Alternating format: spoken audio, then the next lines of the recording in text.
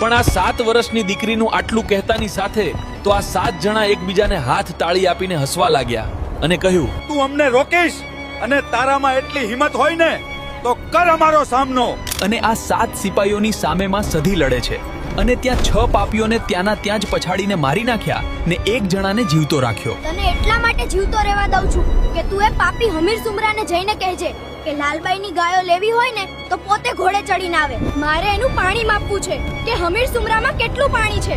જા અહીંયાથી ચાલી નીકળ. તારા એ પાપી રાજાને મારો આટલો સંદેશ આપજે. અને ત્યારે એ એક વધેલો માણસે ત્યાંથી ગડગડતી દોટ મૂકી અને હમીર સુમરાની પાસે આવીને કહે છે, હે રાજા, આજ દિવસ સુધી આપણે કેટલી માતાઓના મંદિર તોડી નાખ્યા, પણ આજે લાલબાઈ નામની જે ડોશી રહીને એની પાસે જબરી જોરાવર માતા છે અને તેને આપણા 6 માણસોને ત્યાંના ત્યાં જ પછાડી અને મારી નાખ્યા છે. આગળનો ભાગ જોવા માટે વિડીયોને લાઈક કરો.